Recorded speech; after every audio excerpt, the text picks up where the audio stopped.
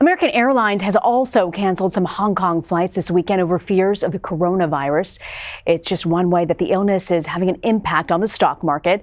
U.S. markets tumbled Friday because of concerns of the outbreak that it could continue to grow across the globe. The Dow sank over 600 points. The S&P 500 dropped 58 points.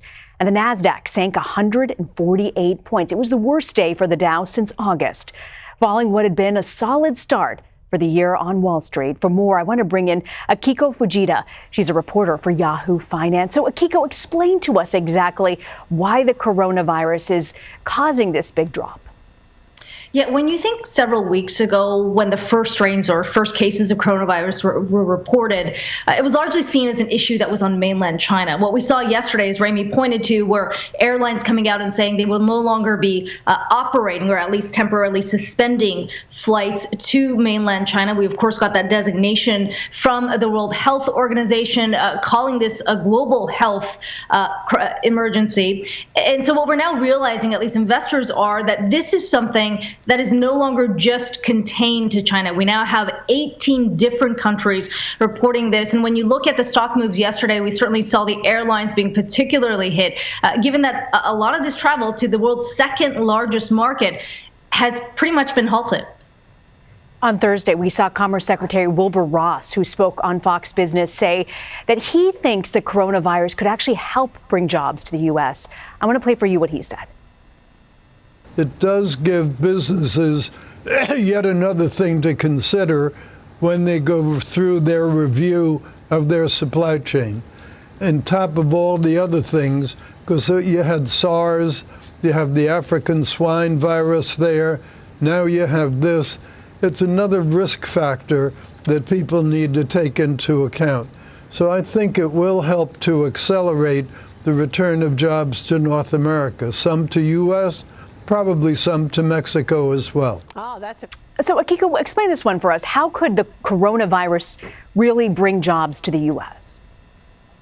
Yeah, I think it's too early to say that's going to be the net impact. But what Wilbur Ross is essentially referring to are some of these companies that have halted production. Apple is a perfect example. This is a company, when you look at your iPhones, where almost 100% of it is produced in China. If that manufacturing cannot proceed, not just a few weeks, but several months, Apple's going to have to start to reconsider other areas where they can produce. Apple has in the past, because of the trade concerns, talked about perhaps bringing more manufacturing back to the U.S. So that's partly what the secretary is referring to. Some other countries that could be, or some other companies that could be affected, those like Starbucks, who have had to shut down their operations or at least their stores temporarily in China. We even heard from IKEA saying they're going to be shutting down their stores too, at least for the moment. So, long term, if this thing drags on for several months, this is something that American companies are going to have to consider. But I think right now, where things stand, it's too early to say that this is actually going to bring jobs back to the U.S. Akiko, you watch the markets very closely. Do you think these economic fears over the coronavirus are being overblown?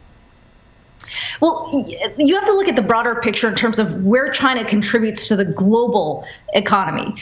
There's been a lot of comparisons that have been made to what happened during SARS back in 2003. At that time, China accounted for just 4% of global GDP, but today it's 14% of global GDP. So the uncertainty is certainly at the top of the list, why investors are so concerned. But when you look at the larger contribution from China to the global economy, and the fact that everything has essentially been halted there, I think investors have a right to be concerned.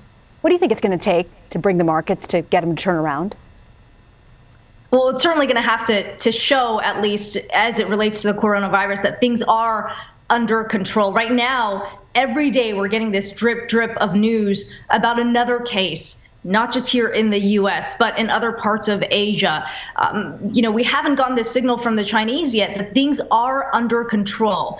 So that's going to be the number one thing to look for. I think you also want to look to Monday, because the Chinese mainland markets are going to be resuming trading. Remember, they have been in this Lunar New Year holiday period, which was, by the way, extended. So trading hasn't occurred on that front. This is the very first reaction we're going to see from investors over in mainland China. And no question, if we see a significant sell-off there, you're going to see the reaction here in the U.S. as well. Before you go, Akiko, I want to ask you, we're seeing reports that Twitter's banned a website called Zero Hedge. This is a site that tweeted out photos and personal information of a Chinese scientist and suggested that he was involved in the coronavirus outbreak. How does this fit in with Twitter's attempt to crack down on false information? Yeah, earlier this week on Wednesday, Twitter came out with a statement saying essentially they're going to be really cracking down on misinformation as it relates to the coronavirus at a time when there's so many rumors that are floating around. The platform has reportedly gotten more than 15 million tweets on this very issue. And so this is really Twitter reacting to what has happened. Now, Zero Hedge, as you pointed out, put out this blog or linked to a blog post that essentially said that there was one scientist that had created this strain of the coronavirus that has now led to the outbreak, put his personal information on there and said, maybe you can go pay him a visit if you want to see what has led to this outbreak. There are no reports to support any of that. And so Twitter is really cracking down at a time when we have 18 countries now on edge because of those confirmed cases. Akiko Fujita, I want to thank you so much for joining us, Akiko.